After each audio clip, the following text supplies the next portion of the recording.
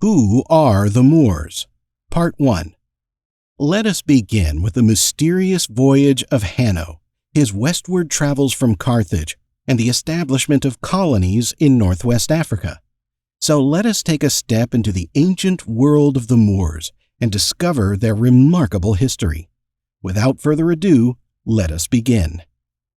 Around 500 BC, the Carthaginian colonist and explorer Hanno set out on a voyage to northwest Africa, which he called the Pillar of Hercules, better known as the Straits of Gibraltar. Gibraltar is a name that comes from the word Jebel Tariq, which means Tariq's mountain.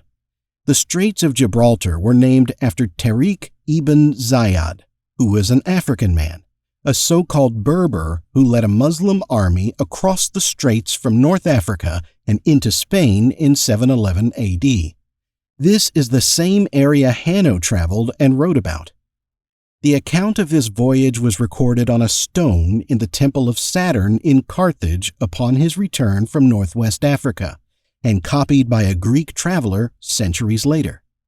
With no less than 30,000 men and women, the explorers landed in northwest Africa and established their first colony at Thymiaterium, which was located in the area of Morocco. They proceeded to establish 5 more colonies, none of which are now to be identified.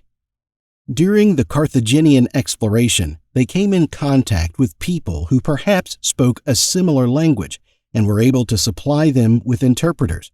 The people whom the Carthaginians came in contact with were probably descended from earlier travelers who came from the east.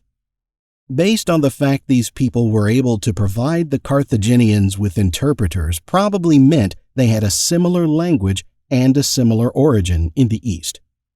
It is known that the Carthaginians were Phoenicians who traveled from ancient Tyre, modern Lebanon, in the Middle East and settled in Africa in the area of Tunisia.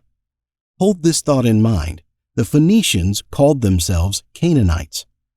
1,000 years after the voyage of Hanno, a Roman scribe named Procopius wrote that in his day there existed near Tangier 2 white columns of stone by a spring.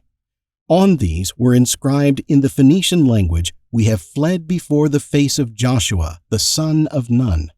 Procopius explained that the inhabitants of northwest Africa were descended from the Canaanites, who were driven from the land of Canaan by the children of Israel. Arab historians also attributed a Canaanite origin to the so-called Berbers of northwest Africa. With all this said, there had to be multiple migrations of people coming from the east and settling in West Africa. Hanno's voyage is a later story of Canaanites traveling to northwest Africa to settle, but from some facts we can assume there was an earlier migration of Canaanites that predate Hanno's voyage. How did indigenous northwest Africans and the later people who migrated there come to be known as Moors?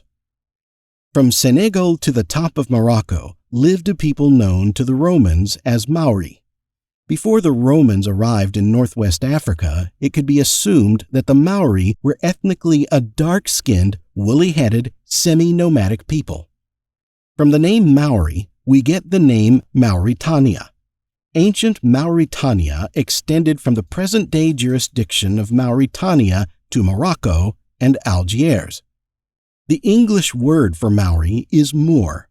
Essentially, the Moors were the people who settled in West Africa and Northwest Africa well before the Romans reached that area around 200 AD.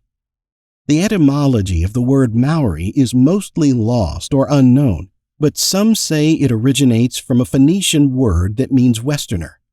This makes sense, given that people in the East saw the area of West Africa in the ancient days as the far extreme West, later called the Maghreb by Muslims. Moorish tribes or coalitions were each ruled by a king or chief and had a long-established culture by the time the Phoenicians founded Carthage in 814 BC. Carthage was in the area of present-day Tunisia, which can be considered northwest Africa. Collectively, the native people of West Africa and Northwest Africa, along with the Phoenicians who later joined them, were known as Moors. However, it isn't easy to establish the race of these Moors today. but we can assume that they were dark to light brown complected people with woolly hair and/or straight hair.